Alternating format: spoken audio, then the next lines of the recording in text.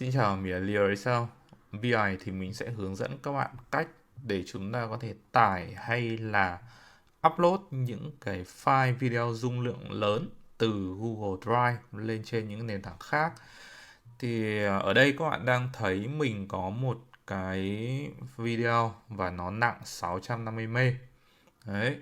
Thì mình sử dụng N8N để mình đưa nó trực tiếp lên trên trang Facebook của mình. Đấy, cách đây 6 phút. Cụ thể mình đã làm như thế nào thì ở video này mình sẽ đi vào cái chủ đề chính luôn nhé. Đây, đầu tiên thì như chúng ta đã biết đấy là để mà có thể đăng tải cái nội dung từ Drive lên trên những nền tảng khác thì chúng ta sẽ phải lấy cái link download trực tiếp, đúng không? Đầu tiên là các bạn sẽ publish cái link này ra này. Đấy, các bạn publish nó ra, sau đấy là các bạn có thể là các bạn sử dụng, các bạn hỏi ChatGPT xem là chúng ta sẽ sử dụng cái gọi là cái URL như thế nào. Đấy, hoặc là ở đây khi mà các bạn mở nó lên nhá, các bạn sẽ chọn cho mình đấy là Open New Window này. Đấy, thì lúc này nó mở cho chúng ta cái file này ra ở một cửa sổ khác và các bạn ấn vào download. Đấy. Thì khi mà các bạn ấn download nhé, các bạn sẽ nhìn thật là nhanh lên trên cái thanh trình duyệt của chúng ta. Đây. Đấy. Thì lúc này nó hiện ra một cái link như thế này. Thì thường là chúng ta sẽ copy cái đường link này. Thì đây sẽ là cái đường link chung dành cho tất cả những cái file. Nếu file các bạn nó không vượt quá 100 MB thì khi mà các bạn ấn vào nó sẽ tải luôn. Và các bạn sẽ lấy cái đường link này để các bạn đem upload lên trên những nền tảng khác thông qua N8N thì nó hoàn toàn nó bình thường. Đấy. Thì cái link nó sẽ là drive.usercontent.google.com này, sau rồi download này, ID bằng gì đấy, export bằng download. Nhưng ở đây khi mà các bạn chọn vào cái này, bởi vì nó lớn hơn 100 MB nên nó sẽ hiện thị ra một cái pop-up, đấy là Google nó không scan được virus. Đấy, thế thì bây giờ làm thế nào để mà từ cái link này các bạn có thể upload một cách trực tiếp lên. Đấy, thì ở đây nhá, mình sẽ cho các bạn xem cái này. Đấy là tạm thời là sẽ bỏ cái luồng này ra. Mình sẽ chọn đấy là HTTP request. Đấy, mình vẫn sẽ đưa cái này vào. Thì cái điều hiển nhiên là khi mình ấn vào test step, đúng không? Nó sẽ hiển thị ra một cái trông là như thế này. Đấy, nó warning, nó bảo là đây virus scan này. Đấy. Thì bình thường là chúng ta sẽ phải ấn vào cái download anyway, đúng không? Nhưng mà nhá, ở trong cái này này, các bạn nhìn cho mình, các bạn sẽ nhìn cho mình ở cái đoạn này nó có một cái đấy là value download này. Đấy, sau đấy là input type bằng hidden, name bằng confirm, value bằng t. Thế thì cái này thực ra nó là một cái mình tìm ở trên những cái trang Stack Overflow. Nó có một cái bạn nào đấy bạn phát hiện, mình không nhớ lắm, nhưng mà mình tìm được từ hồi trước. Đấy, các bạn sẽ thêm cho mình một cái parameter đằng sau, đấy là các bạn phải viết là và cái gì confirm bằng chính cái value này này. Đấy. Thì có thể nó t, sau này nó có thể nó đổi thành cái value khác. Thì các bạn hoàn toàn có thể viết cái nốt này ra. Các bạn không viết vội cái này vội mà các bạn sẽ thêm cho mình một cái nốt, đấy là chúng ta sẽ đi xử lý những cái HTTP, đúng không? Quên mất cái đoạn này phải xóa đi, sao nó bị thừa ra thế này. Rồi, các bạn có thể các bạn sẽ phải viết thêm cho mình một cái đấy là HTTP, đây những cái gọi là HTML, sorry các bạn.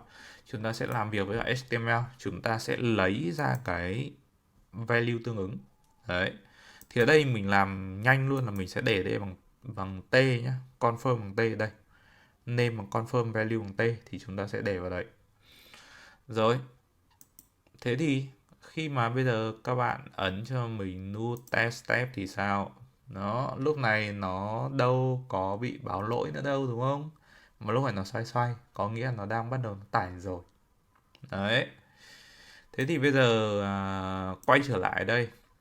Trong lúc đang chờ nó tải thì chúng ta sẽ quay lại đây nhá.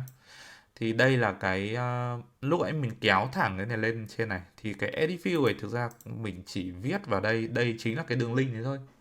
Đó, và đến đây thì mình sẽ dùng một cái gọi là video đăng lên trên Facebook này. Đây. Đây là cái hướng dẫn video đăng lên trên Facebook. Thì các bạn có thể tìm thấy cái này ở đâu. Thì mình đã có một cái clip rồi, mình hướng dẫn đây. Upload video N8N lên trên Facebook. Đúng 3 nốt, 4 nốt.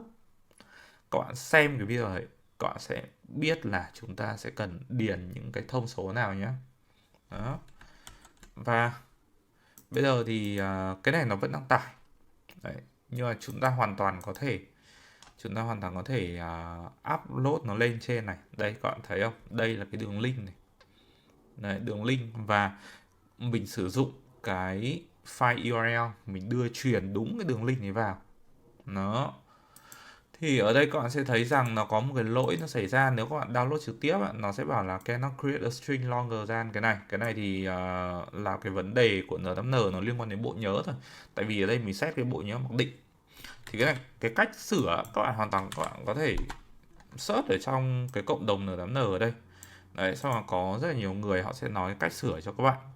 Đấy, chẳng hạn như là ở đây các bạn sẽ set cái binary mode sang file system này. Đây, các bạn sẽ set cái N8N default binary data bằng file system, hoặc là các bạn sẽ export một số cái, các bạn sẽ cho cái dung lượng nó tăng lên. Nhưng cái này thì nó sẽ không phải vấn đề ở trong trường hợp này nhá. Nó sẽ chỉ là vấn đề khi mà các bạn muốn tải nó về, sau đấy các bạn mới đưa sang những chỗ khác.